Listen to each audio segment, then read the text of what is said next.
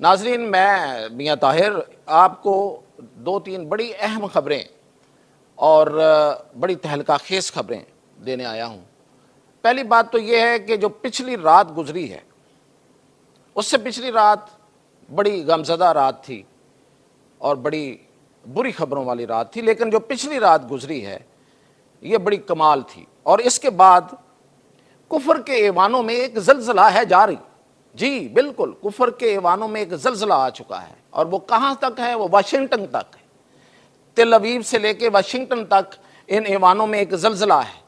وہ کیسے ہے یہ بتاؤں گا، اور یہ سب کچھ ہوا کیسے، یہ ممکن کیسے ہوا، یہ کیسے ایک رات میں کیسے کایا پلٹ گئی، ایک دن میں کیسے کایا پلٹ گئی، اور یہ کہ پھر جو اس کے پیچھے ہے وہ کون ہے، وہ کیوں چھپ کے مدد کر رہا ہے، اور آگے کیا ہوگا۔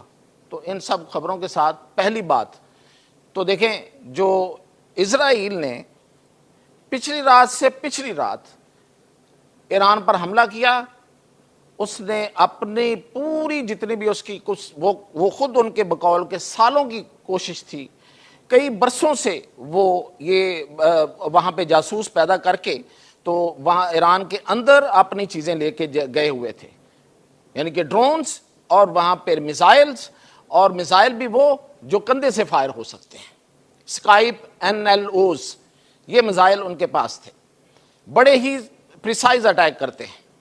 اور پھر یہ کہ سب سے بڑی بات، انہیں ایک ایک بندے کی پوزیشن کا پتہ تھا، اور ان پوزیشنز پہ انہوں نے فائر کیا۔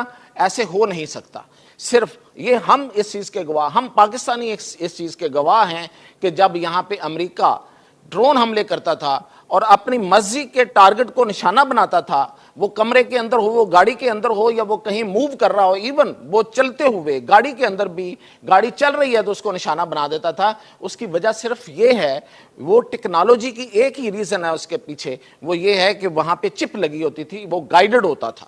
وہ جیسے جیسے وہ اس بندے کے ساتھ یا اس گاڑی کے اندر یا اس کمرے کے اندر ایک چپ اگر لگی ہو تو میزائل نے اس کو فالو کرنا ہے۔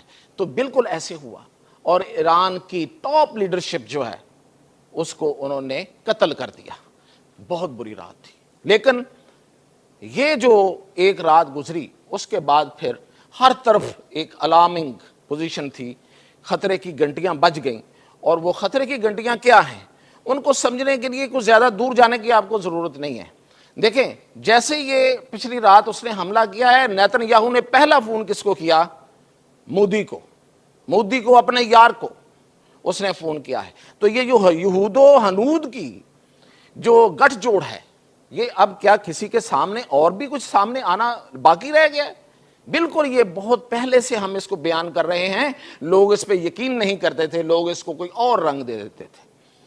اور پھر یہ کہ جو نیتن یاہو ہے، اس کا انٹرویو اس وقت بڑا وائرل ہوا ہے، وہ سن لیں وہ اس کا کلپ، اس میں وہ واضح کہہ رہا ہے کہ اس کو اگر خطرہ ہے تو دو اٹامک پاور سے ہے، ایک ایران جو بن رہی ہے بقول اس کے، اور ایک پاکستان جو اٹامک پاور ہے۔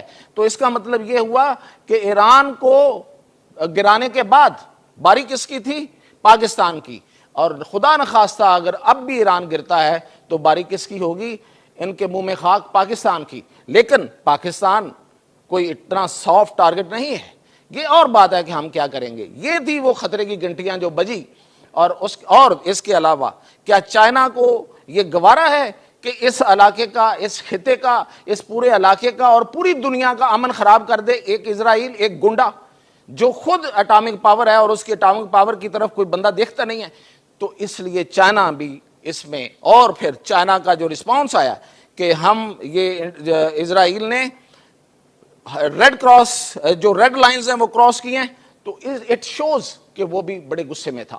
تو اس کے بعد پھر ایک خفیہ مدد جو ہے وہ ایران کو پہنچی، اور ایران کے اندر جو کہا جا رہا ہے، ابھی تصدیق اس بات کی نہیں ہے، کہ ان کے ایئر ڈیفنس سسٹم نے اسرائیل کے جہازوں کو گرایا ہے۔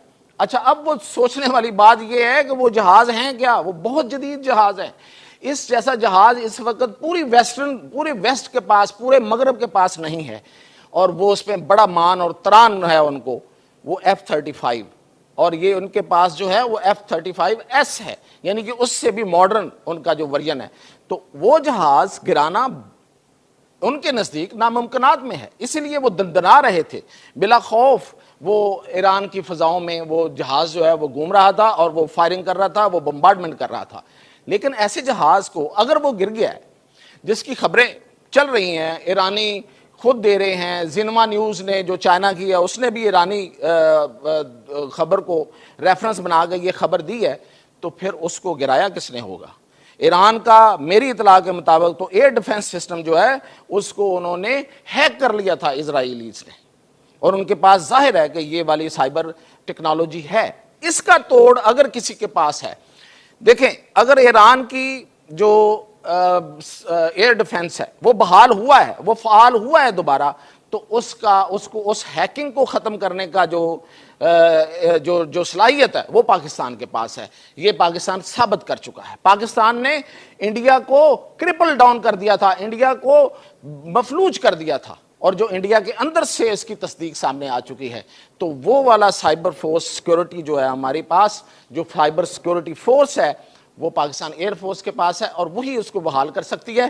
میں اس کی تصدیق نہیں کر رہا، لیکن اس کے علاوہ اور کون ہے خطے میں جو اس کو یہ مدد دے سکتا ہے؟ اور اس سے بھی بڑی خبر میں آپ کو بتا رہا ہوں، وہ یہ ہے کہ امریکہ میں واشنگٹن میں ایک خفیہ اجلاس ہوا، ایک خفیہ میٹنگ ہوئی. اس میں ٹرمپ جو ہے وہ اپنی ایجنسیز پہ، اپنے سائنسدانوں پہ، اپنے ٹیکنالوجی پہ کے جو گرو ہیں ان پہ وہ چیخا ہے، وہ چنگاڑا ہے، اور اس نے کہا ہے کہ اٹس اے فیلئر جو اسرائیل میں ہوا ہے. ہمارا آئرن ڈوم، ہمارا تھاڈ اور ان کا ایرو 2 ایرو 3 سارے کے سارے ناکام ہو گئے. ایران کے میزائل وہاں پہ جا کے ہٹ کیے ہیں، کتنا نقصان ہوا ہے یہ بعد کی بات ہے.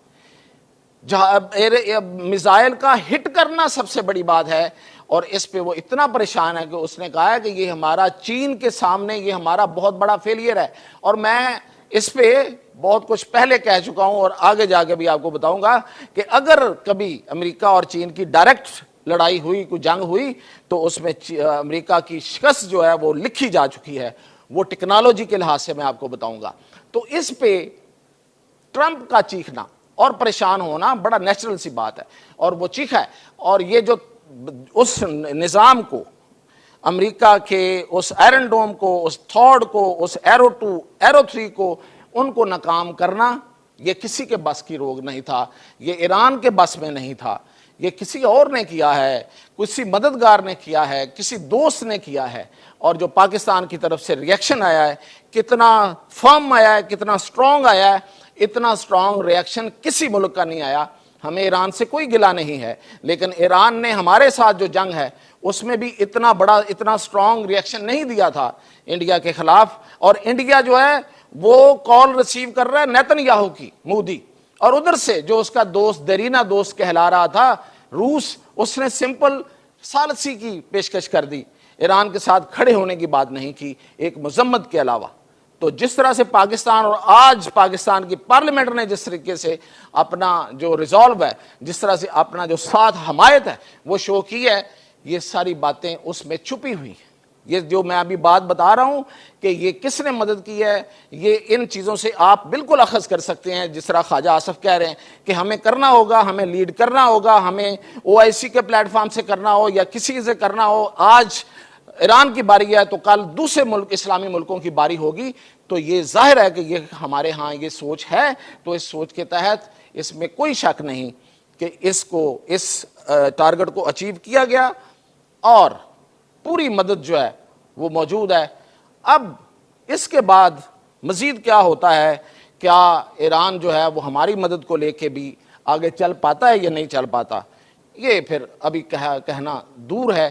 لیکن پاکستان اس پہ بہت کنسرنڈ ہے. پاکستان اس پہ بالکل خاموش نہیں رہے گا، اور وہ خاموش رہ کے بھی ایسی مدد کرے گا کہ، اور کی ہے کہ جو نظر آ رہی ہے. تو یہ تھی اب تک کی اپڈیٹ. مزید اپڈیٹ کے ساتھ حاضر.